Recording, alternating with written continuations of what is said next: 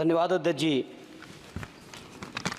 हालांकि हमारी पार्टी का समय नहीं था, बावजूद इसके आपने समय दिया रेल बजट पे बोलने के लिए, उसके लिए मैं आपका बहुत हृदय से धन्यवाद।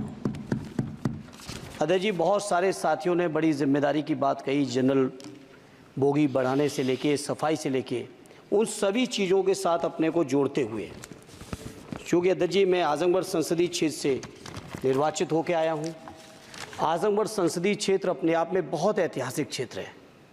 अल्लामा शिबली नुमानी, कैफ़ी आज़मी, अयोध्या प्रसाद हरियोत से लेके तमाम जो हमारे एक से एक महान लोगों की ये सरजमी रही है। अध्यक्ष जी, आजमगढ़ क्षेत्र अलग अलग विविधताओं से भरा हुआ है। आजमगढ़ के लोगों को जहाँ रोज़गार के लिए मुंबई जाना पड़ता है, वहीं शिक्षा के लिए आजमगढ़ के लोगों को इलाहाबाद और प्रयागराज की ज़रूरत पड़ती है। प्रदेश की राजधानी लखनऊ है, देश की राजधानी दिल्ली है। इसलिए मैं अपनी ओर से अपने क्षेत्र के लिए आजमगढ़ से मुंबई, जो कोरोना से पहले, माननीय मंत्री जी ध्यान दे दें, कोरोना से पहले आजमगढ़ से मुंबई एक रेल चलती थी जो कोरोना काल से बंद चल रही है।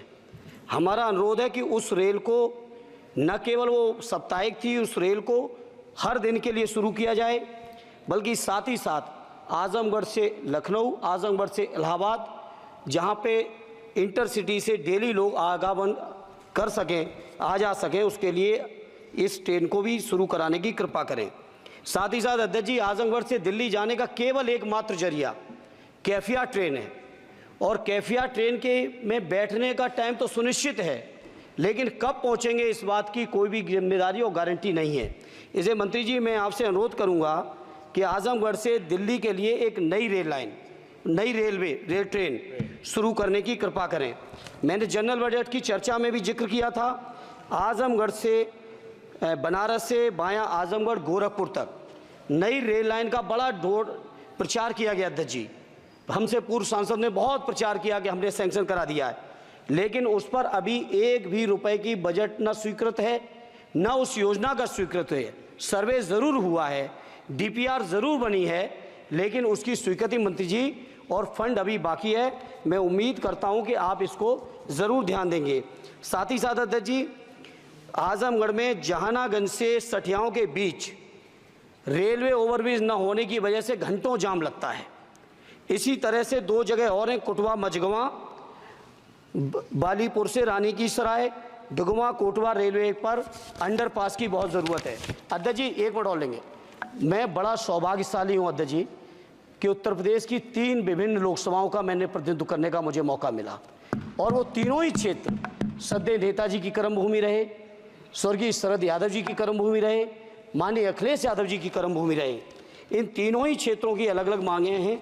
इसके लिए मैं आपसे थोड़ा सा अनुरोध करूंगा अध्यक्ष जी, जब लालू प्रसाद जी, माननीय लालू जी देश के रेल मंत्री थे, उस समय एक योजना की घोषणा की गई थी इसी सदन में। वो घोषणा थी मैनपुरी से एटा, कासगंज होते हुए बदायूं, बदायूं से संभल होते हुए गजरौला तक नई रेल लाइन की घोषणा की गई थी माननीय मंत्री जी, माननीय लालू जी के समय, और आज तक उसकी घोषणा पे कभी सर्वे भी नहीं हुआ। इसलिए मेरा अनुरोध है, वो पुरानी योजना है। धर्मेंद्र जी, आप ये समझो अब कि घोषणा होती थी, कुछ नहीं होता था। नहीं, उसके बाद 10 साल से तो आप भी हैं, 10 साल से ये भी हैं अध्यक्ष जी, ऐसा नहीं है 10 साल से ये भी बैठे हैं। चूंकि हमारी पार्टी के पास समय कम है, इसलिए हम उसको ज़्यादा लंबा नहीं कहेंगे। दूसरा, मैनपुरी से घोषणा नहीं की थी, घोषणा उन्होंने की तो पूरा करना इनकी भी जिम्मेदारी है कि अध्यक्ष जी, विभाग नहीं बदल गया है, भारत सरकार की जिम्मेदारी है। आज जो ये मंत्री जी घोषणा करेंगे, अगले मंत्री की जिम्मेदारी बनेगी, अगले मंत्री की जिम्मेदारी बनेगी।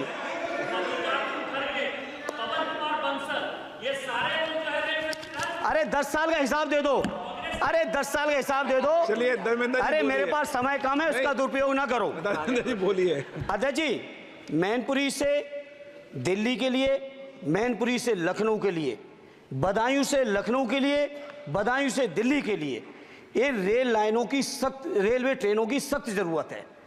माननीय मंत्री जी, 5वें नंबर की आपकी इकोनॉमी आ गई। आपके पूर्व जो हमारे सदस्य हैं निशिकांत जी, आपके हिसाब से तो सब कुछ बदल गया रेल में।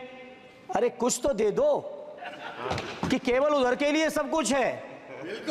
केवल सब कुछ उधर के लिए है तो सबका साथ सबका विकास का नारा बंद करो।